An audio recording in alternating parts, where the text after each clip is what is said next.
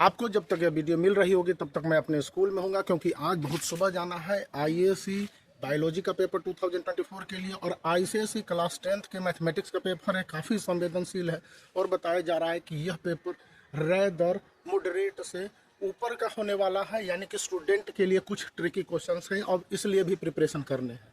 तो जब तक यह वीडियो आपको मिल रहा होगा मैं आपको कुछ टिप्स और ट्रिक्स इस मैथमेटिक्स के पेपर में दे दूँ, क्योंकि बताया जाता है कि यह पेपर रेदर ट्रिकी होने वाला है। थोड़ा बहुत कुछ क्वेश्चंस है, कुछ क्वेश्चंस सब्जेक्टिव जो लॉन्ग आंसर वाले होंगे, जिसमें कि प्रोसेस अडॉप्ट करने हैं। तो सबसे पहली और बड़ी बात कि आप किसी क्वेश्चंस को न छोड़ेंगे, कोई भी क्वेश्चंस को, चाहे 1 मार्कर हो या 5 मार्कर हो, आपके सभी क्वेश्चंस को अटेम्प्ट करने हैं आईएससी बायोलॉजी में और आईसीएसई क्लास 10th के मैथमेटिक्स के पेपर में।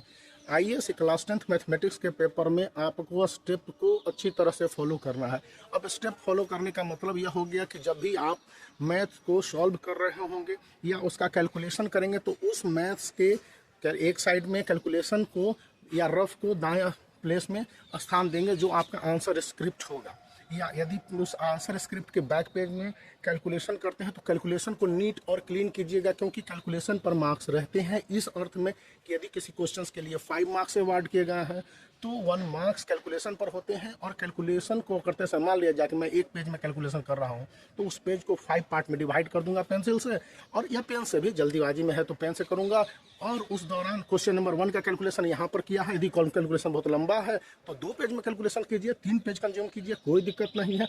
आंसर स्क्रिप्ट में के लिए इतने पेजेस होते हैं कि स्टूडेंट बहुत आसानी से उसको कैलकुलेशन के साथ साथ एक्सप्रेस कर सके। स्टेप मार्किंग की व्यवस्था की गई है और ये पिछले 3 सालों से ज़्यादा समय से है।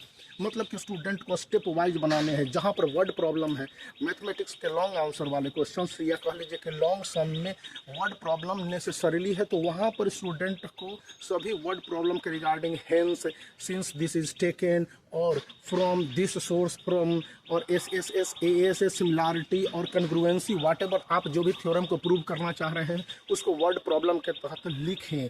और उसके बाद उसको बताने की कोशिश करें कि मान लीजिए इस थ्योरम को आप प्रूव किया है या इस थ्योरम के बेस्ट पर सॉल्यूशन बनाया है या इस सम को किया है, तो आखिर किस तरह से किया है। थर्ड और इम्पॉर्टेंट पॉइंट मैं बताने जा रहा हूँ कि जब भी आप आंसर के निकट तक पहुँचे, हो सकता है आंसर आपका गड़बड़ हो, तो भी डरे नहीं, आप अपने आंसर को अच्छी तरह से दें।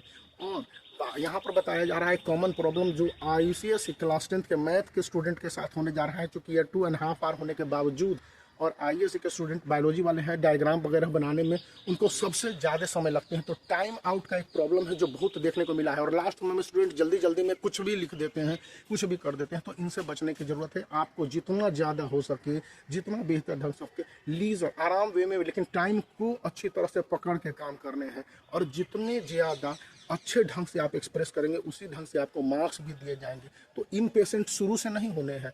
और जो शुरुआत के 15 मिनट्स जहाँ पर आपको क्वेश्चन पेपर पढ़ने को मिलेंगे, वहाँ पर आईएएससी क्लास 12th के बायोलॉजी के स्टूडेंट को या क्लास 10th के मैथमेटिक्स के स्टूडेंट आपको अच्छी तरह से पढ़ने हैं। कहीं पर नोट लिखा रहेगा, कहीं पर आपका लिखा रहेगा कि इनमें से कौन पिक्यूलियर है, ऑड आउट है। तो इस तरह के सिचुएशन में अक्सर स्टूडेंट गड़बड़ करते आए हैं, जो कि कॉपी चेकिंग के दौरान पकड़ा जा रहा है, कॉपी चेक करेक्शन 2024। तो इन बातों को ध्यान रखना है। और ऑल द बेस्ट, आप तो बहुत अच्छे तरह से जाएं और डरे नहीं, डरने की कोई ज़रूरत नहीं। डरे गए तो समझ ली कि दिक्कत हो जाएगी। क्वेश्चन पेपर रेदर मॉडरेट से लेवल का ही होगा, लेकिन अगर कहीं पर क्वेश्चन ट्रिकी हो रहा है तो उसको थोड़ा सा स्पेस छोड़ दे और आगे बढ़े, रुके नहीं। यह एक बहुत बड़ी और काम की बात है। एक जगह अटक गए और उस मैथ को बनाने लगे तो वो बहुत दिक्कत करेगा। थोड़ा समय लीजिए, आप कुछ समय के बाद वापस आइए और सेक्शन वाइज क्वेश्चंस के आंसर को जरूर दें। सेक्शन वाइज नहीं देने पर अक्सर एग्जामिनेशन प्रोसेस के दौरान एग्जामिनर को इरिटेट हो जाते हैं, और इसलिए इस बात को भी ध्यान रखें। तो आप वीडियो को लाइक कर सकते हैं, चैनल को शेयर कर सकते हैं और सब्सक्राइब करना याद रखें।